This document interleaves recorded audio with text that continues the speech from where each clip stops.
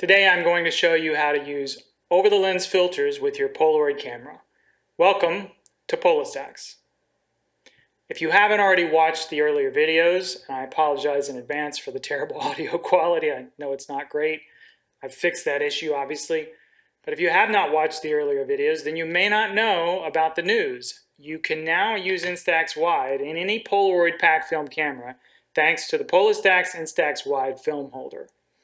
This film holder has its own built-in dark slide. You put the film holder loaded with a sheet of film into a Polaroid pack film camera. You take your shot, and as you can see, this doesn't have an Instax back or any sort of funky thing on it. You take the holder out, and then you can develop your Instax film either in an Instax Wide camera that you own, if you own a Fujifilm 210 or 300 or 400, or you can use these old Polaroid 545 or 545i film backs with a document sleeve cut to the right width. I have another video that shows how to do this, so watch that if you're interested. The cool thing about it obviously is not just putting Instax Wide in a camera that has a glass lens, manual focus, control over flash or no flash, but also that you don't even need an Instax camera. You can use Instax Wide now without an Instax camera, and that's pretty cool. I'm not going to go into any more detail on that because the other videos are out there, but if you're curious, you can also visit PolaStax.com where I break it down, and we've got an extensive FAQ that should answer all of your questions. So, how do you use filters on the lens, over the lens of a Polaroid pack film camera? Let's start with the difference between the bulk of these cameras, which have a lens ring, and the ones that don't. There are some less desirable pack film cameras that Polaroid made that did not have this collapsible lens ring. Those cameras will not work with Polaroid portrait kits or close-up kits. That's what this lens ring is for. They did also make some filters that were snap-on filters for these cameras. They're not very helpful filters. I think there's an ND filter and there's a yellow filter for the black and white. Heads up, if you're shooting Instax Wide black and white film, do not try to use a yellow filter or a red filter. It doesn't work, and has to do with the emulsion of the film. It does not respond in the same way that silver halide black and white 35mm or other film does, just so you know. But this lens ring does work. This is kind of cool. It doesn't always work great with some of these cameras as they age. Some of these lens rings may get stuck like that, and I'm going to show you a way to deal with that in just a second. But these just snap on, just like that. So this portrait accessory changes the focal range of the camera. So you can no longer focus on infinity, but you also have a much shorter focus, which allows you to do head and shoulder portraits with a camera that has a 114mm lens. It's very cool. Now the issue becomes if you're putting a filter over this, right? Say you want to put an ND filter over this, and it's whatever it is. How do you do that? Well, now there's two ways. You have a low profile filter adapter from PolaStax and a high profile filter adapter from PolaStax. Why are there two? Well, there are two because of this accessory, because of these portrait and close-up kits. The low profile just slips on. You push it on like that, you're done. That's all you have to do. It's ready to go. The cool thing about that is, because it's low profile, is that you can still close. It's the one thing I don't like about these cameras is this case, but you can still close the case. So you could have a filter in here over the lens, close the case, it's not an issue.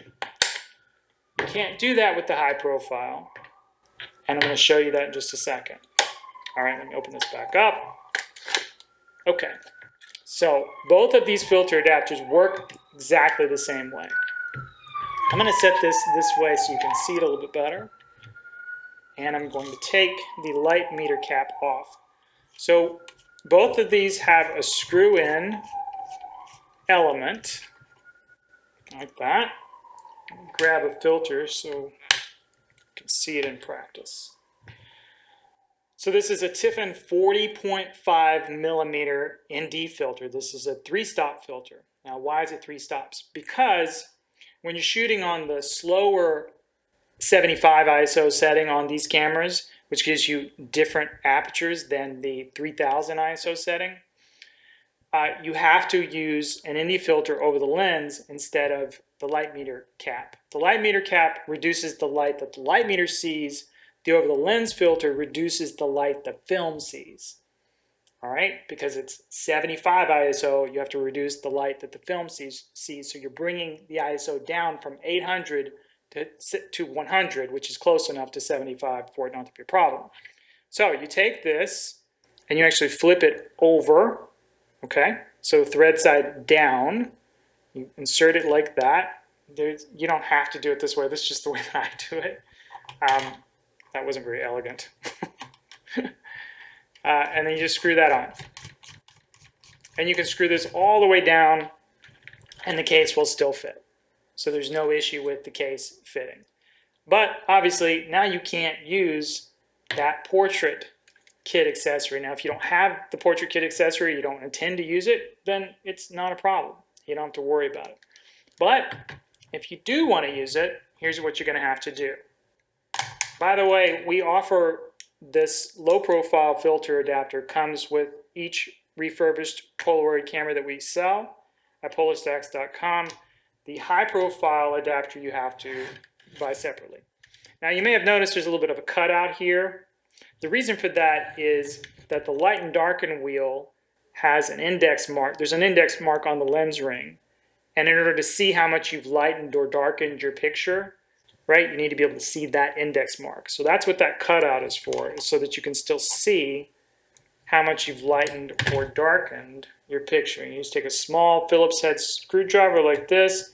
If you've never done anything with set screws, just a little tip, do not tighten one side all the way down first. You want to tighten one side a little bit and then the other side a little bit. I over tightened already on that side, I think. Just do that. This doesn't have to be crazy tight, just tight enough that this is not going to slip off. There we go. All right, that's that. And then same thing. This just comes off. Good to go. Let me go ahead and just so you can see this in practice with the portrait attachment. One of the things with this, when I was designing this, was I wanted to make sure that the accessories were flush. So I have encountered some cameras where the lens ring with this spring in here doesn't work very well. So the benefit of using this is if you have a camera, if you have a packed home camera and the lens ring is missing that spring and this sits but it doesn't snap, so basically it will fit into the lens ring but it won't snap into it, which means if you held it like this, you know, the little diopter would pop out. That's another reason to use this. So this sits right on top of that. You may have a little trouble seeing it, but that sits right on top of that portrait accessory. So that's how simple it is. Now let me take this out and show you some other cool stuff that you can do with these. Replace this. So you don't have to use a lens. You don't have to use an ND filter. Obviously you could use other filters, right? That's an option.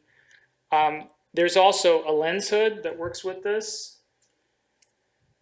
I don't think in most cases you're going to need a hood, but if you did need a hood, the cool thing about it is it has this same lip that this part of the filter adapter has. So this lens hood just screws into the filter adapter. And so you could still use a filter and have the hood at the same time. Let me show you how that would work. So again, same thing, filter threads down like that, and then you just screw that together. And again, both the high profile and the low profile, they work exactly the same way. It's just a difference in how tall they are. That's the only difference. All right. So that's all well and good, you say, but what if I'd rather use some other kinds of filters and the ND filter at the same time on the 75 setting? Well, in that case, we do have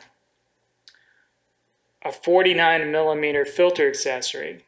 Now, my issue with this, and the reason I didn't just stick with this after I designed the 49 millimeter filter adapter, is 3D printers, as good as they are, they do have some issues printing threads. And the finer the pitch, the less reliable the printing is. So I found that just in printing the adapters themselves, and I have a Creality K2, not a problem for the adapter threads, but then for the 49 millimeter threads, some of these prints fail, or they don't work quite well enough. Now this one obviously is fine, and the way this works is it's the same thing. Here's the filter adapter, and this just screws right in. I happen to like this a lot. This is a prism filter that I got on this 49 millimeter accessory ring, and then this is screwed into the low profile adapter, and that would just fit right over the lens. You could do things like cross screen filters. There's just all sorts of things you can do with that. It's a lot of fun.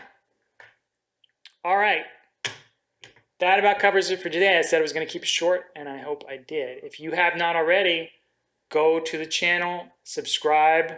I promise the audio will only improve from here. I have a better mic now. If you haven't visited PolaStax.com, have a look. We have refurbished Polaroid cameras that are ready to go. They're Instax ready.